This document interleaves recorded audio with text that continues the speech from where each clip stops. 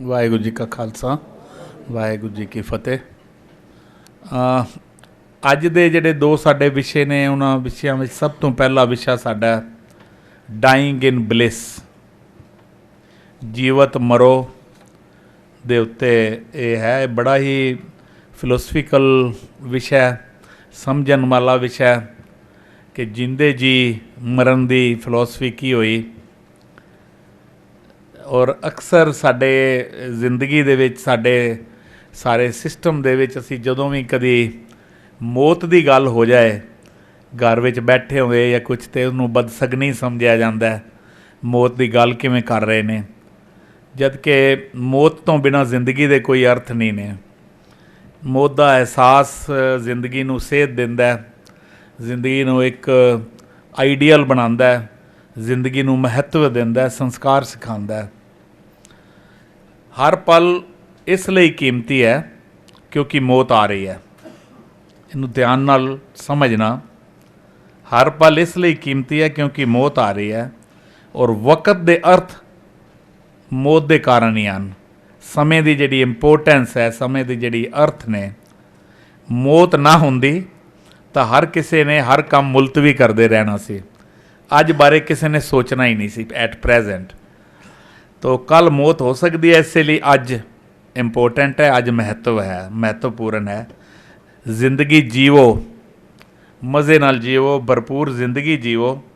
ਉਵੇਂ ਜੀਵੋ ਜਿਵੇਂ ਕਿਸੇ ਨੇ ਜੀਵੀ ਨਾ ਹੋਵੇ, ਪਰ ਮਰਨ ਤੋਂ ਪਹਿਲਾਂ ਜੀਵੋ। ਇਹ ਅਧਿਆਤਮਕਤਾ, ਮੈਂ ਅੱਗੇ ਵੀ ਸ਼ਾਇਦ ਇਹ ਗੱਲ ਕਹੀ ਕਿ ਸੀ ਕਿ the real question is not whether life exists after death. The real question is whether you are alive before death. ਕਿ ਸਹੀ ਮਾਇਨੇ ਵਿੱਚ ਅਸੀਂ ਜ਼ਿੰਦਗੀ ਨੂੰ ਜੀ ਰਹੇ ਹਾਂ ਜਿਵੇਂ ਸਾਨੂੰ ਜੀਣਾ ਚਾਹੀਦਾ। ਇਹ ਜਿਹੜਾ ਗੱਲ ਨੂੰ ਸਮਝਣਾ ਆਪਾਂ ਅੱਜ। ਇੱਕ ਹੁੰਦੀ ਹੈ ਸਰੀਰਕ ਮੌਤ ਜੋ ਸਭ ਨੂੰ ਆਉਂਦੀ ਹੈ। ਗੁਰਬਾਣੀ ਵੀ ਕਹਿੰਦੀ ਹੈ ਸਭ ਨੂੰ ਮਰਨਾ ਆਇਆ, ਵਿਛੋੜਾ ਸਭ ਨਾ, ਜੋ ਆਇਆ ਸੋ ਚੱਲ ਸੀ, ਸਭ ਕੋ ਆਈ ਵਾਰੀ ਹੈ। ਸਭ ਅਸੀਂ ਪੜ੍ਹਦੇ ਹਾਂ, ਜਾਣਦੇ ਹਾਂ, ਪਰ ਇਹਨੂੰ ਅਸੀਂ ਯਾਦ ਨਹੀਂ ਰੱਖਦੇ। ਇੱਕ ਮਰਨਾ ਹੁੰਦਾ ਹੈ ਕਿ ਸਦਗੁਣਾਂ ਤੋਂ ਵੰਚਿਤ ਹੋ ਜਾਣਾ। ਆਖਾਂ ਜੀਵਾਂ ਵਿਸਰੇ ਮਰ ਜਾਓ। ਇੱਕ ਮਰਨਾ ਇਹ ਹੈ ਕਿ ਜਿੰਦੇ ਜੀ ਕੋਈ ਚੰਗਿਆਈ ਕਰਨੀ ਨਹੀਂ, ਜਿੰਦੇ ਜੀ ਕਦੀ ਉਸ ਪਰਮਾਤਮਾ ਨੂੰ ਯਾਦ ਹੀ ਨਹੀਂ ਰੱਖਣਾ। ਔਰ ਇੱਕ ਮਰਨਾ ਹੈ ਜੋ ਆਪਣੇ ਦੁਰਗੁਣਾਂ ਨੂੰ ਮਾਰਦਾ, 5 ਵਾਈਸਿਸ ਨੂੰ, ਉਹਨਾਂ ਨੂੰ ਕਿ ਡਿਸਿਪਲਿਨ ਵਿੱਚ ਰੱਖਦਾ। ਦੁਰਗੁਣਾਂ ਨੂੰ ਨਸ਼ਟ ਕਰਨਾ ਅਤੇ ਆਪਣੇ ਆਪ ਨੂੰ ਮਾਰਨਾ। ਇਹ 5 ਸੈਂਸਿਸ ਦੀ ਜਿਹੜੀ ਮੈਂ ਗੱਲ ਕਰ ਰਿਹਾ। ਤੋ ਕਹਿੰਦੇ ਨੇ ਸਿਆਣੇ ਕਿ ਆਪਣੀਆਂ ਇੰਦਰੀਆਂ ਨੂੰ, ਆਪਣੀ 5 ਸੈਂਸਾਂ ਦੀ ਗੁਲਾਮੀ ਨਹੀਂ, ਉਹਦੀ ਮਲਕੀਅਤ ਕਰੋ, ਉਹਦੇ ਮਾਲਕ ਬਣੋ, ਉਹਦੇ ਗੁਲਾਮ ਨਾ ਬਣੋ। ਪਰ ਜਿਹੜੀ ਜ਼ਿੰਦਗੀ ਅਸੀਂ ਜੀ ਰਹੇ ਹਾਂ, ਸਿਰ ਨੀਵਾਂ ਕਰਕੇ ਅਸੀਂ ਸੋਚੀਏ ਕਿ ਅਸੀਂ ਮਾਲਕ ਬਣ ਕੇ ਉਹਨਾਂ 5 ਸੈਂਸਿਸ ਦੇ ਜ਼ਿੰਦਗੀ ਜੀ ਰਹੇ ਹਾਂ ਜਾਂ ਉਹਨਾਂ ਦੇ ਗੁਲਾਮ ਬਣ ਕੇ ਅਸੀਂ ਜ਼ਿੰਦਗੀ ਜੀ ਰਹੇ ਹਾਂ। ਤੋ ਬੜੀ ਖੂਬਸੂਰਤ ਲਾਈਨ ਹੈ ਗੁਰਬਾਣੀ ਦੀ, ਮਨ ਮਾਰੇ ਜੀਵਤ ਮਰ ਜਾਨ, ਕਿ whosoever disciplines his mind will come to know the secret of life and death in this life. ਤੋ ਮੈਂ ਗੱਲ ਕਰ ਰਿਹਾ ਸੀ ਮਾਲਕ ਬਣੋ ਉਹਨਾਂ 5 ਸੈਂਸਿਸ ਦੇ। ਅਤੇ ਮਾਲਕ ਉਹਦਾ ਹੀ ਹੋਇਆ ਜਾ ਸਕਦਾ ਜਿਸ ਦੇ ਨਾਲ ਕੋਈ ਅੰਦਰੋਂ ਤੁਹਾਡਾ ਪ੍ਰੇਮ ਹੋਵੇ, ਜਿਹਦੇ ਨਾਲ ਪਿਆਰ ਹੋਵੇ। ਅਤੇ ਵਾਸਨਾਵਾਂ ਦਾ ਸੰਬੰਧ, ਡਿਜ਼ਾਇਰਸ ਦਾ ਜਾਂ ਵਾਸਨਾਵਾਂ ਦਾ ਸੰਬੰਧ 5 ਸੈਂਸਸ ਨਾਲ ਨਹੀਂ ਹੈ, ਮਨ ਨਾਲ ਹੈ, ਸੁਰਤ ਨਾਲ ਹੈ। ਤੋ ਇਸ ਲਈ ਮਨ ਮਾਰੇ ਜੀਵਤ ਮਰ ਜਾਣ ਦੀ ਜਿਹੜੀ ਮੈਂ ਗੱਲ ਕੀਤੀ ਹੈ ਕਿ ਆਪਣੀ ਹੋਂਦ, ਜਿਵੇਂ ਜੀਵਤ ਮਰੋ ਦੀ ਮੈਂ ਗੱਲ ਕੀਤੀ, ਡਾਈਂਗ ਇਨ ਬਲਿਸ ਦੀ ਗੱਲ, ਆਪਣੀ ਹੋਂਦ, ਆਪਣੀ ਹਸਤੀ ਨੂੰ ਉਸ ਪਰਮਾਤਮਾ ਦੀ ਦੇਣ ਸਮਝ ਕੇ ਔਰ ਉਸ ਦੀ ਕ੍ਰੀਏਸ਼ਨ ਨੂੰ ਐਕਸੈਪਟ ਕਰਕੇ ਜਿਹੜਾ ਜੀਂਦਾ ਹੈ, ਉਹ ਜਿਹੜੀ ਗੱਲ ਜੀਵਤ ਮਰਨ ਜਾਂ ਡਾਈਂਗ ਇਨ ਬਲਿਸ ਦੀ ਗੱਲ ਹੈ। ਜਾਂ ਹੋਰ ਸਪਸ਼ਟ ਕਰਾਂ, ਵਨ ਹੂ ਸਫਰਸ ਫਾਰ ਦਾ ਸੇਕ ਆਫ ਪ੍ਰਿੰਸੀਪਲਸ, ਜੀਵਤ ਮਰੋ ਹੈ। ਜਿਹੜੇ ਕੋਈ ਸਿਧਾਂਤਾਂ ਲਈ, ਜਿਹੜੇ ਕੋਈ ਪ੍ਰਿੰਸੀਪਲਸ ਲਈ, ਉੱਚੀਆਂ ਜਿਹੜੀਆਂ ਨੇ ਉਹਨਾਂ ਉੱਚੇ ਸੰਸਕਾਰਾਂ ਲਈ ਜਿਹੜਾ ਜੀਂਦਾ, ਉਹ ਜੋ ਆਪਣਾ ਮਾਰਨਾ ਜੀਵਤ ਮਰੋ ਹੈ। ਤਾਂ ਉਹ ਕਹਿੰਦੇ ਨਾ ਕਿ ਵਟ you do for yourself dies with you, but what you do for others will live forever. ਇਹ ਅੱਜ ਦੇ ਸਾਡੇ ਵਿਸ਼ੇ ਦੀਆਂ ਕੁਝ ਗਲਤ ਜਿਹੜੀਆਂ ਨੇ ਅਸੀਂ ਅੱਜ ਵਿਚਾਰ ਕਰਨੀਆਂ ਨੇ। ਸਹੀ ਮਾਇਨੇ ਵਿੱਚ ਕੋਈ ਮਜ਼ਹਬ ਹੈ, ਧਰਮ ਹੈ, ਰਿਲੀਜਨ ਹੈ, ਉਹਦਾ ਅੰਤਮ ਮਨੋਰਥ ਅਸੀਂ ਆਮ ਤੌਰ 'ਤੇ ਸਾਡੀ ਸੁਸਾਇਟੀ 'ਚ ਅਸੀਂ ਕਹਿੰਦੇ ਹਾਂ ਮੁਕਤੀ, ਮੋਕਸ਼ ਦੀ ਗੱਲ, ਸਾਲਵੇਸ਼ਨ ਦੀਆਂ ਗੱਲਾਂ ਅਸੀਂ ਕਰਦੇ ਹਾਂ। ਤਾਂ ਸੁਕਰਾਤ ਨੇ ਇੱਕ ਬਹੁਤ ਵੱਡਾ ਜਿਹੜਾ ਵਿਦਵਾਨ ਹੈ ਉਹਨੇ ਗੱਲ ਕਹੀ ਸੀ ਨਾ ਕਿ ਜ਼ਰੂਰਤ ਸਿਰਫ ਗਿਆਨ ਪ੍ਰਾਪਤ ਕਰਨ ਦੀ ਨਹੀਂ ਹੈ, ਜ਼ਰੂਰਤ ਅਗਿਆਨਤਾ ਦੂਰ ਕਰਨ ਦੀ ਹੈ। ਤਾਂ ਅਗਿਆਨਤਾ ਕਰਕੇ ਜਿਹੜਾ ਮਨੁੱਖ ਹੈ ਉਹ ਆਪਣੇ ਆਲੇ ਦੁਆਲੇ ਦੇ ਬੰਧਨਾਂ ਦੇ ਵਿੱਚ ਜਿਹੜਾ ਫਸਿਆ ਰਹਿੰਦਾ ਹੈ। ਔਰ ਅਸਲ ਜਿਹੜੀ ਮਨੁੱਖ ਦੀ ਸਮੱਸਿਆ ਇਹ ਬੰਧਨ ਨੇ, ਜਿਹਨਾਂ ਬੰਧਨਾਂ ਦੇ ਵਿੱਚ ਅਸੀਂ ਇਸ ਤਰ੍ਹਾਂ ਸੀਜ ਹੋਏ ਹੁੰਦੇ ਹਾਂ ਕਿ ਉਹਨਾਂ ਬੰਧਨਾਂ ਤੋਂ ਅਸੀਂ ਬਾਹਰ ਨਹੀਂ ਨਿਕਲ ਪਾਉਂਦੇ। ਸ਼ਾਸਤਰਾਂ ਵਿੱਚ ਮੁਕਤੀ ਦੋ ਤਰ੍ਹਾਂ ਦੀ ਲਿਖੀ ਹੈ, ਮੋਕਸ਼ ਜਿਹਨੂੰ ਅਸੀਂ ਕਹਿੰਦੇ ਹਾਂ। ਇੱਕ ਵਿਦੇਹ ਮੁਕਤੀ ਹੈ ਔਰ ਇੱਕ ਸਦੇਹ ਮੁਕਤੀ ਹੈ। ਇੱਕ ਮੁਕਤੀ ਜਿਹੜੀ ਆਮ ਕਰਕੇ ਅਸੀਂ ਪੜ੍ਹਦੇ ਸੁਣਦੇ ਹਾਂ ਉਹ ਹੈ ਕਿ ਮੌਤ ਤੋਂ ਬਾਅਦ ਮੁਕਤੀ ਦੀ ਗੱਲ ਹੈ, ਪਰ ਗੁਰਬਾਣੀ ਦੀ, ਗੁਰਮਤਿ ਦੀ, ਗੁਰੂ ਨਾਨਕ ਦੀ ਸਾਰੀ ਫਿਲੋਸਫੀ ਜਿਹੜੀ ਹੈ ਉਹ ਜੀਵਨ ਦੇ ਦੌਰਾਨ ਜਿਹੜੀ ਜੀਵਤ ਮਰੋ ਦੀ ਜਿਹੜੀ ਹੈ, ਇਸ ਜੀਵਨ ਦੇ ਵਿੱਚ ਹੀ ਮੁਕਤੀ ਪਾਣੀ ਹੈ। ਔਰ ਮੁਕਤੀ ਕਿਹਨਾਂ ਤੋਂ ਪਾਣੀ ਹੈ? ਜਿਹੜੇ ਬੰਧਨਾਂ ਦੀ ਗੱਲ ਮੈਂ ਕੀਤੀ ਹੈ। ਜਿਹੜਾ ਉਹਨਾਂ ਬੰਧਨਾਂ ਤੋਂ ਮੁਕਤੀ ਪਾ ਜਾਏਗਾ, ਅਸਲ ਵਿੱਚ ਜਿਹੜਾ ਮੋਕਸ਼ ਹੈ, ਸਾਲਵੇਸ਼ਨ ਹੈ ਜਾਂ ਮੁਕਤੀ ਹੈ ਉਹ ਹੈ। ਔਰ ਗੁਰਮਤਿ ਵਿੱਚ ਜਿਹੜਾ ਸਦੇਹ ਮੁਕਤੀ, ਇੱਕ ਵਿਦੇਹ ਮੁਕਤੀ ਹੈ ਜਿਹੜੀ ਮਰਨ ਤੋਂ ਬਾਅਦ, ਸਦੇਹ ਮੁਕਤੀ ਹੈ ਜਿੰਦੇ ਜੀ ਜਿਹੜਾ ਮੁਕਤ ਹੋ ਜਾਵੇ। ਤੋ ਇਹ ਜੀਵਤ ਮਰੋ ਫੁਨ ਜੀਓ। ਤੋ ਡਾਇੰਗ ਇਨ ਬਲਿਸ ਲਈ ਦੇ ਨਾਲ ਸੰਬੰਧਿਤ ਬੜੀਆਂ ਖੂਬਸੂਰਤ ਲਾਈਨਾਂ ਪ੍ਰਿੰਸੀਪਲ ਸਰ ਵੀ ਦੱਸਣਗੇ ਕਿ ਜੀਵਤ ਮਰੋ ਫੁਨ ਜੀਵੋ, ਪੁਨਰਿਪ ਜਨਮ ਨਾ ਹੋਈ, ਕਿ die while alive and by so dying be alive, thus you shall not be reborn again. ਜਿਹੜਾ ਜਿੰਦੇ ਜੀ ਜਿਸ ਨੇ ਆਪਣੇ ਆਪ ਨੂੰ ਮਾਰ ਲਿਆ, ਜਿਹੜਾ ਬੰਧਨਾਂ ਤੋਂ ਮੁਕਤ ਹੋ ਗਿਆ, ਫਿਰ ਉਹ ਜਨਮ ਮਰਨ ਦੇ ਜਿਹੜੇ ਬੰਧਨ ਅਸੀਂ ਸਮਝਦੇ ਹਾਂ ਉਹਨਾਂ ਵਿੱਚ ਨਹੀਂ ਹੈ। ਫਿਰ ਇੱਕ ਜੀਵਤ ਮਰੋ ਦੀ ਬੜੀ ਖੂਬਸੂਰਤ ਨੇ, ਆਪ ਤਿਆਗ ਹੋਈਏ ਸਭ ਰਹਿਣਾ, ਜੀਵਤਿਆਂ ਇਉਂ ਮਰੀਏ। ਕਿ ਆਪਣਾ ਆਪਾ ਤਿਆਗ ਕੇ ਦੂਸਰਿਆਂ ਦੀ ਰਹਿਣਾ ਮਤਲਬ ਮਿੱਟੀ, ਪੈਰਾਂ ਦੀ ਮਿੱਟੀ ਬਣ ਕੇ ਜੀਣਾ, ਇਹ ਜੀਵਤਿਆਂ ਮਰਨਾ ਹੈ। ਜੀਵਤ ਮਰੇ ਬੂਝੇ ਪ੍ਰਭ ਸੋਏ, ਤਿਸ ਜਨ ਕਰਮ ਪ੍ਰਾਪਤ ਹੋਏ। ਫਿਰ ਇੱਕ ਬੜੀ ਖੂਬਸੂਰਤ ਲਾਈਨ ਹੈ, ਉਲਟ ਭਈ ਜੀਵਤ ਮਰ ਜਾ ਗਿਆ। ਕਿ when I turned me from the world, ਜਿਹਨਾਂ ਬੰਧਨਾਂ ਤੋਂ ਜਿਹਨੇ ਆਪਣੀ ਕੰਡ ਕਰ ਲਈ, ਜਿਹੜਾ ਉਹ ਜੀਵਤ ਮਰੋ ਹੈ। ਫਿਰ ਗੁਰਪ੍ਰਸਾਦੀ ਜੀਵਤ ਮਰੇ, ਜਿਸ 'ਤੇ ਉਸ ਦੀ ਕਿਰਪਾ ਹੋ ਜਾਂਦੀ ਹੈ ਉਹ ਜੀਵਨ ਮਰਨ ਹੈ। ਆਪਣਾ ਆਪਾ ਮਾਰਨਾ ਜੀਵਤ ਮਰੋ ਹੈ। ਇਹ ਬਹੁਤ ਫਿਲੋਸਫੀਕਲ ਹੈ, ਮੈਂ ਵਾਰ-ਵਾਰ ਕਹਿ ਰਿਹਾ, ਇਹ ਲਾਈਫ ਚੇਂਜਿੰਗ ਪ੍ਰੋਸੈਸ ਹੈ ਜੀਵਤ ਮਰੋ। ਤੋ ਆਪਣੀ ਹਸਤੀ ਮਿਟਾ ਕੇ ਮਹਿਕ ਲੁਟਾਣਾ ਜੀਵਤ ਮਰੋ ਹੈ। ਵਨ ਹੂ ਸਫਰਸ ਫਾਰ ਦਾ ਸੇਕ ਆਫ ਪ੍ਰਿੰਸੀਪਲਸ, ਜਿਹੜੀ ਮੈਂ ਗੱਲ ਪਹਿਲੇ ਕੀਤੀ ਹੈ, ਉਹ ਜੀਵਤ ਮਰੋ ਹੈ। ਤੋ ਬੜਾ ਖੂਬਸੂਰਤ ਕੰਸੈਪਟ ਹੈ।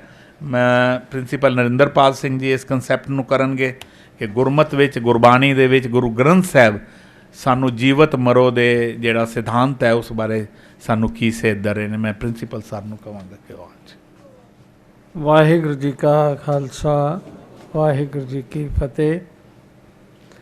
ਹਰ ਵਾਰ ਦੀ ਤਰ੍ਹਾਂ ਮੈਂ ਚੇਅਰਮੈਨ ਸਾਹਿਬ ਦਾ ਮਸ਼ਕੂਰ ਹਾਂ ਕਿ ਜਿਨ੍ਹਾਂ ਨੇ ਬੜੀ ਖੂਬਸੂਰਤ ਤਰੀਕੇ ਦੇ ਨਾਲ ਇਸ ਸਾਰੇ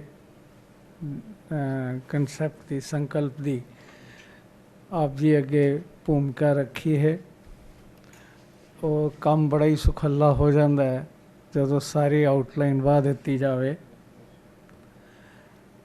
ਜਦੋਂ ਅਸੀਂ ਗੱਲ ਡਾਇੰਗ ਇਨ ਬਲਿਸ ਦੀ ਕਰਦੇ ਹਾਂ, ਜੀਵਤ ਮਰੋ ਫੁਨ ਜੀਵੋ, ਪੁਨਰਪ ਜਨਮ ਨਾ ਹੋਈ, ਕਹੋ ਕਬੀਰ ਜੋ ਨਾਮ ਸਮਾਨੇ, ਸੁਨ ਰਿਹਾ ਲਿਵ ਸੋਈ।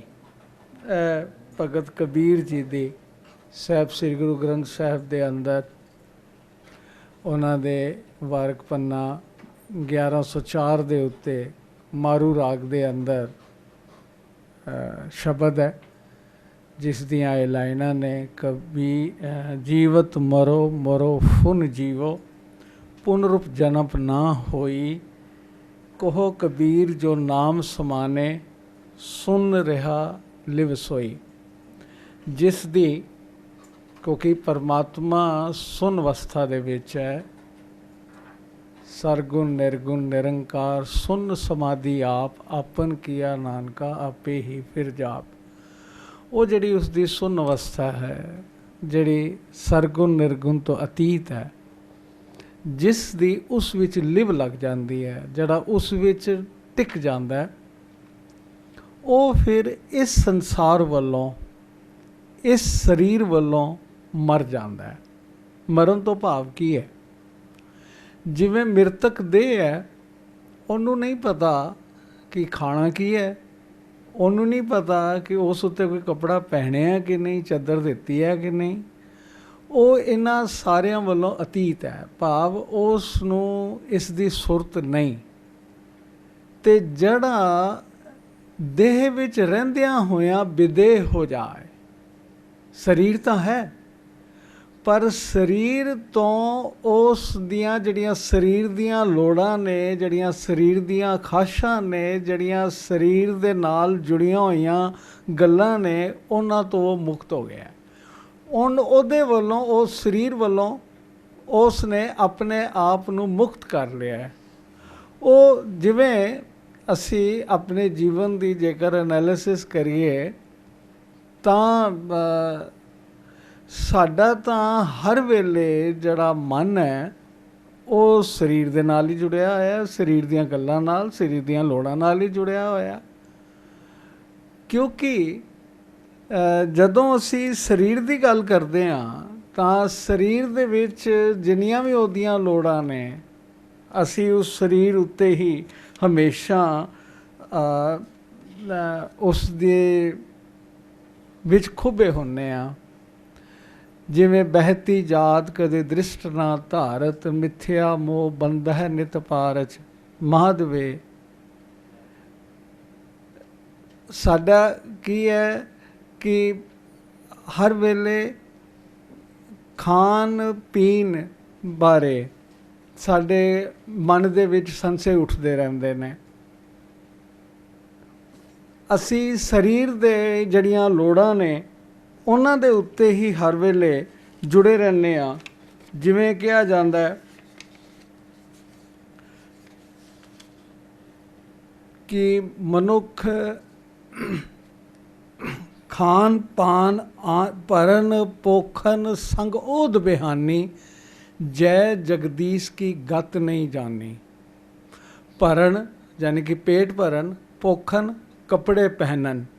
ਹੁਣ ਹਰ ਵੇਲੇ ਜ਼ਰਾ ਐਨਾਲਾਈਜ਼ ਕਰੀਏ, ਰੋਟੀ ਖਾ ਰਹੇ ਹੁੰਦੇ ਹਾਂ ਅਤੇ ਹਾਲੇ ਅਖੀਰਲੀ ਗਰਾਈ ਮੂੰਹ 'ਚ ਹੁੰਦੀ ਹੈ। ਜੇ ਸਵੇਰੇ ਖਾ ਰਹੇ ਹਾਂ ਅਤੇ ਸ਼ਾਮ ਵਾਸਤੇ ਕੀ ਬਣਾਉਣਾ, ਜੇ ਰਾਤ ਨੂੰ ਖਾ ਰਹੇ ਹਾਂ ਅਤੇ ਸਵੇਰੇ ਕੀ ਬਣਾਉਣਾ। ਮਤਲਬ ਸਾਡੇ ਦਿਮਾਗ ਦੇ ਵਿੱਚ ਇਹ ਹੀ ਚੱਲਦਾ ਰਹਿੰਦਾ। ਪੋਖਣ, ਅੱਜ ਇਹ ਪਹਿਨਿਆ, ਇਹ ਤਾਂ ਲੋਕਾਂ ਨੇ ਵੇਖ ਲਿਆ ਨਾ ਬਈ ਕੱਲ੍ਹ ਵੀ ਅੱਧੀ ਆਈ ਡਰੈਸ ਸੀ, ਅੱਜ ਵੀ ਆਈ ਡਰੈਸ ਹੈ। ਮੈਂ ਪਹਿਲੀ ਪਾਰਟੀ 'ਤੇ ਹੋਇਆ, ਉਹਨਾਂ ਨੇ ਇਹਲੀ ਡਰੈਸ ਵੇਖ ਲਈ, ਉਹ ਨਵੀਂ ਡਰੈਸ ਪਾਉਣੀ ਹੈ। ਮਤਲਬ ਸਾਡੇ ਮਨ ਦੇ ਵਿੱਚ ਹਮੇਸ਼ਾ ਭਰਨ ਪੋਖਣ ਸੰਗ ਓਧ ਬਿਹਾਨੀ, ਸਾਰੀ ਸਾਡੀ ਉਮਰ ਇਸ ਦੇ ਵਿੱਚ ਲੰਘ ਜਾਂਦੀ ਹੈ।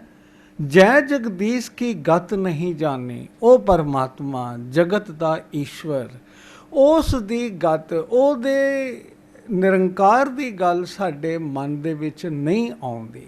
ਸੋ ਲੋੜ ਹੈ, ਜਦੋਂ ਤੱਕ ਇਸ ਸੰਸਾਰ ਦੀ ਬਿਰਤੀ ਤੋਂ ਆਪਣਾ ਮਨ ਹਟਾਉਂਦੇ ਨਹੀਂ, ਨਿਰੰਕਾਰ ਵੱਲ ਜੁੜੇਗਾ ਕਿਵੇਂ?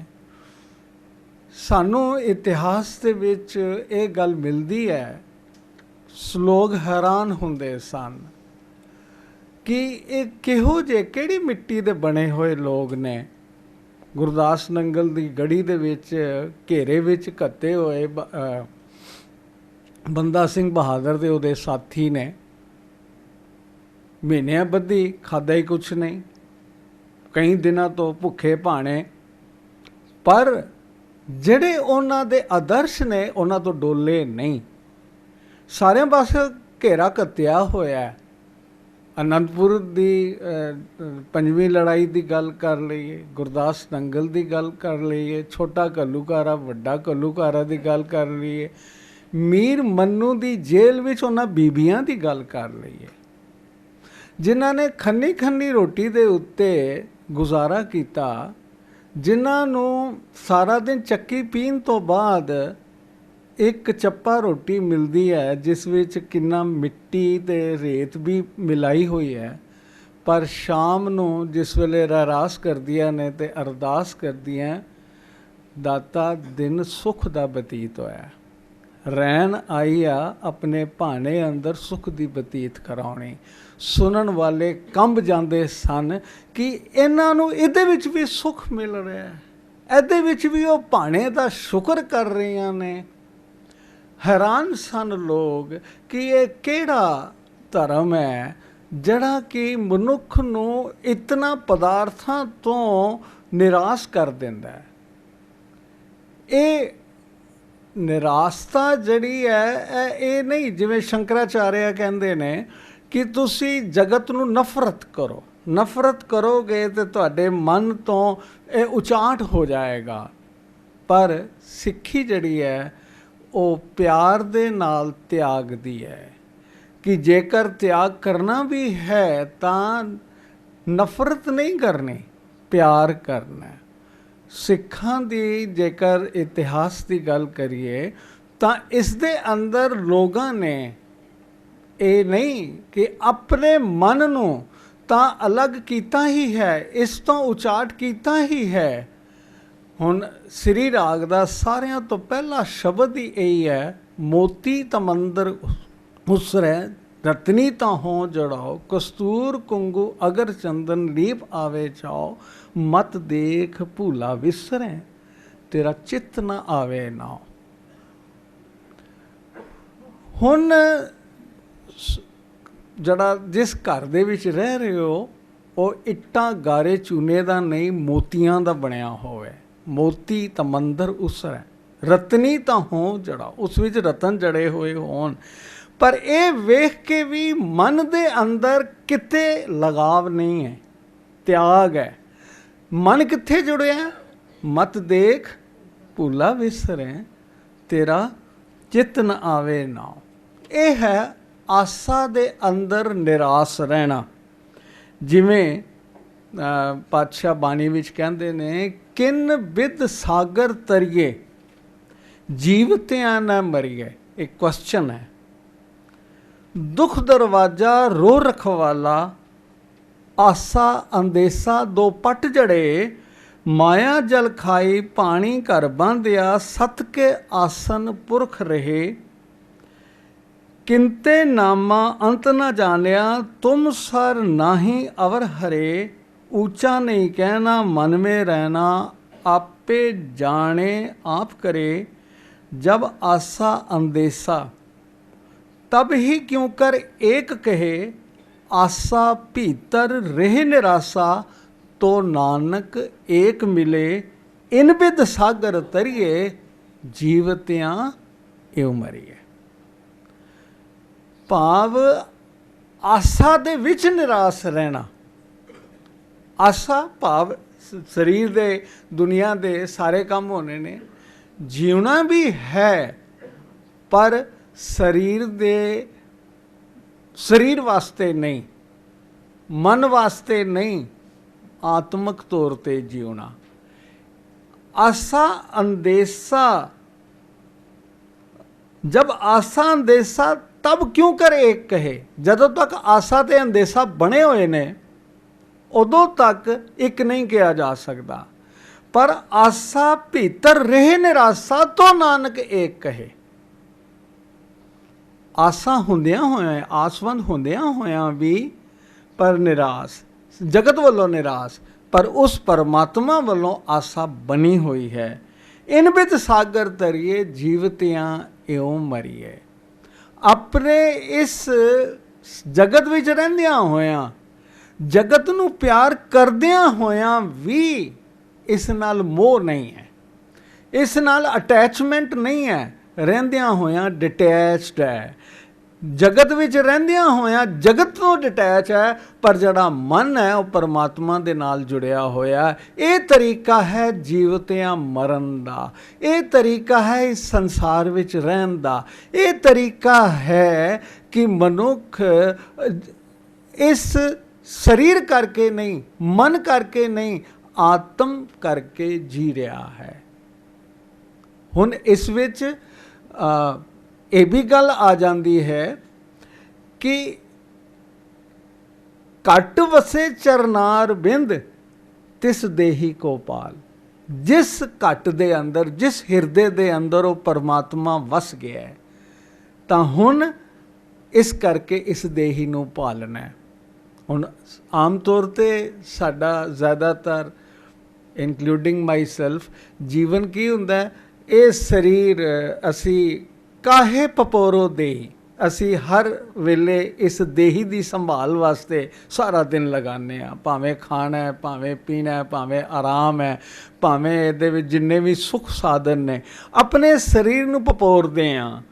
ਪਰ ਉਹ ਕਹਿੰਦਾ ਹੈ ਕਿ ਦੇਹ ਤੋਂ ਵਿਦੇਹ ਹੋ ਜਾਣਾ, ਇਸ ਦੇਹ ਤੋਂ ਇਤਨਾ ਨਿਰਾਸ਼ ਹੋ ਜਾਣਾ, ਇਸ ਨੂੰ ਪਰਮਾਤਮਾ ਦੀ ਸੇਵਾ ਵਿੱਚ ਲਗਾ ਦੇਣਾ, ਇਸ ਨੂੰ ਦੂਜਿਆਂ ਦੀ ਸੇਵਾ ਵਿੱਚ ਲਗਾ ਦੇਣਾ ਤੇ ਆਪਾਂ ਗਵਾ ਦੇਣਾ। ਆਪ ਗਵਾਈਏ ਤਾਂ ਸੋਹ ਪਾਈਏ, ਅਵਰ ਕੈਸੀ ਚਤਰਾਈ। ਜਦੋਂ ਤੱਕ ਅਸੀਂ ਆਪਾ ਗਵਾ ਕੇ ਸੇਵਾ ਨਹੀਂ ਕਰਦੇ, ਜਦੋਂ ਤੱਕ ਇਸ ਸੇਵਾ ਦੇ ਵਿੱਚ ਆਪਣੇ ਆਪ ਨੂੰ ਲੀਨ ਨਹੀਂ ਕਰਦੇ, ਤਦ ਤੱਕ ਉਸ ਨੂੰ ਪਾ ਨਹੀਂ ਸਕਦੇ। ਗੁਰੂ ਪਾਤਸ਼ਾਹ ਨੇ ਤਰੀਕਾ ਦੱਸਿਆ, ਜਿਹੜਾ ਰਾਹ ਦੱਸਿਆ, ਉਹ ਇਹੀ ਹੈ ਕਿ ਆਪਣੇ ਆਪ ਨੂੰ ਸੇਵਾ ਦੇ ਵਿੱਚ ਰੁਝਾ ਦਿਓ। ਆਪਣੇ ਜਦੋਂ ਸੇਵਾ ਵਿੱਚ ਰੁਝਾਓਗੇ ਤੇ ਦੇਹ ਤੋਂ ਵਿਦੇਹ ਹੋ ਹੀ ਜਾਓਗੇ। ਫਿਰ ਤੁਹਾਨੂੰ ਆਪਣੀ ਦੇਹ ਦਾ ਖਿਆਲ ਨਹੀਂ ਹੋਏਗਾ, ਫਿਰ ਤੁਹਾਨੂੰ ਹੋਏਗਾ ਮਨ ਦੇ ਅੰਦਰ ਇੱਕੋ ਗੱਲ ਕਿ ਮੈਂ ਦੂਜਿਆਂ ਦੇ ਕਿਵੇਂ ਕੰਮ ਆਵਾਂ। ਤੇ ਜਦੋਂ ਮਨੁੱਖ ਦੇ ਮਨ ਦੇ ਵਿੱਚ ਇਹ ਚਾਹ ਆ ਜਾਏ, ਬ੍ਰਹਮ ਗਿਆਨੀ ਪਰ ਉਪਕਾਰ ਉਮਾਹਾ, ਬ੍ਰਹਮ ਗਿਆਨੀ ਦੇ ਅੰਦਰ ਇੱਕ ਉਮਾ, ਇੱਕ ਹਰ ਵੇਲੇ ਇਹ ਤੜਪ ਰਹਿੰਦੀ ਹੈ ਕਿ ਮੈਂ ਕਿਵੇਂ ਦੂਜਿਆਂ ਦੀ ਸੇਵਾ ਦੇ ਵਿੱਚ ਰੁੱਝ ਜਾਵਾਂ। ਤੇ ਜਦੋਂ ਮਨੁੱਖ ਇਸ ਸਰੀਰ ਨੂੰ ਕਾਹੇ ਪਪੋਰੋ ਦੇਹੀ ਦੀ ਥਾਂ ਤੇ ਇਸ ਸਰੀਰ ਨੂੰ ਇਸ ਅਰਥ ਲਗਾ ਦਿੰਦਾ ਹੈ, ਸੇਵਾ ਦੇ ਅਰਥ ਲਗਾ ਦਿੰਦਾ ਹੈ, ਤਾਂ ਇਸ ਤਨ ਤੋਂ ਬੇਪਰਵਾਹ ਹੋ ਜਾਂਦਾ ਹੈ। ਤੇ ਜਦੋਂ ਇਸ ਤਨ ਤੋਂ ਬੇਪਰਵਾਹ ਹੋ ਕੇ ਸੇਵਾ ਦੇ ਵਿੱਚ ਰੁੱਝ ਜਾਂਦਾ ਹੈ, ਫਿਰ ਉਹਨੂੰ ਇਹ ਨਹੀਂ ਹੈ ਕਿ ਹਾਂ ਇੰਨੀਆਂ ਔਰਤਾਂ ਨੂੰ 2200 ਇੰਨੀਆਂ ਹਿੰਦੁਸਤਾਨ ਦੀਆਂ ਔਰਤਾਂ ਨੂੰ ਅਬਦਾਲੀ ਲੈ ਕੇ ਜਾ ਰਿਹਾ, ਨਹੀਂ, ਇਸ ਦੇ ਵਿੱਚ ਮਾਰੇ ਜਾਣਗੇ। ਹਿੰਦੁਸਤਾਨ ਦੇ ਵੱਡੇ ਵੱਡੇ ਰਾਜੇ ਕੁਝ ਨਹੀਂ ਕਰ ਸਕੇ, ਪਰ ਤੁਰ ਪਏ ਨੇ ਆਪਣੀ ਜਾਨ ਦੀ ਪਰਵਾਹ ਕੀਤੇ ਬਿਨਾਂ, ਉਹਨਾਂ ਬੀਬੀਆਂ ਨੂੰ ਛੁਡਾ ਕੇ ਫਿਰ ਘਰੋਂ ਘਰੀ ਪਹੁੰਚਾ ਰਹੇ ਨੇ। ਇਹ ਸੀ ਆਪਣੇ ਦੇਹ ਤੋਂ ਬੇਪਰਵਾਹ ਹੋ ਜਾਣਾ, ਆਪਣੀ ਜਾਨ ਤੋਂ ਬੇਪਰਵਾਹ ਹੋ ਕਰਕੇ ਤੇ ਪਰ ਉਪਕਾਰ ਦੇ ਲਈ ਉੱਠ ਜਾਣਾ। ਤੇ ਇਹ ਆਪਣੇ ਆਪ ਨੂੰ ਜਦੋਂ ਪਰਮਾਤਮਾ ਦੀ ਖਲਕਤ ਦੀ ਸੇਵਾ ਦੇ ਵਿੱਚ ਲਗਾ ਦਿੰਦਾ ਹੈ, ਤਾਂ ਉਦੋਂ ਮਨੁੱਖ ਜਿਹੜਾ ਹੈ ਇਸ ਵੱਲ ਤੁਰਦਾ ਹੈ। ਪਾਤਸ਼ਾਹ ਇਸ ਸਰੀਰ ਦੇ ਪ੍ਰਤੀ ਕਿਵੇਂ ਆਪਣੇ ਆਪ ਨੂੰ ਵਿਦੇਹ ਕਰਨਾ ਹੈ, ਕਿਆ ਜਾਣਾ ਕਿਵ ਮਰੇਂਗੇ ਕੈਸਾ ਮਰਨਾ ਹੋਏ, ਜੇਕਰ ਸਾਹਿਬ ਮਨੋ ਨ ਵਿਸਰੇ ਤਾਂ ਸਹਿਲਾ ਮਰਨਾ ਹੋਏ। ਮਰਨੇ ਤੇ ਜਗਤ ਡਰੇ, ਜੀਵਿਆ ਲੋੜੇ ਸਭ ਕੋਏ, ਗੁਰ ਪ੍ਰਸਾਦੀ ਜੀਵਤ ਮਰੇ, ਹੁਕਮੈ ਬੂਝੈ ਸੋਏ। ਨਾਨਕ ਐਸੀ ਮਰਨੀ ਜੋ ਮਰੇ, ਤਾਂ ਸਦ ਜੀਵਨ ਹੋਏ।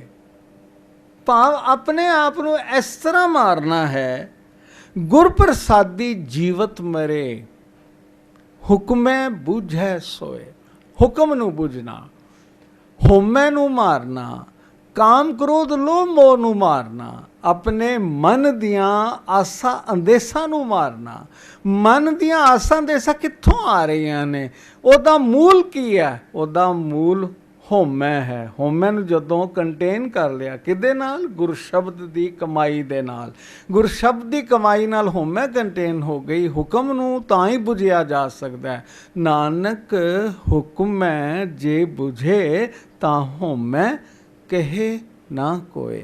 ਜਦੋਂ ਹਉਮੈ ਮਰ ਜਾਂਦੀ ਹੈ ਤਾਂ ਹੀ ਹੁਕਮ ਬੁਝਿਆ ਜਾਂਦਾ ਹੈ।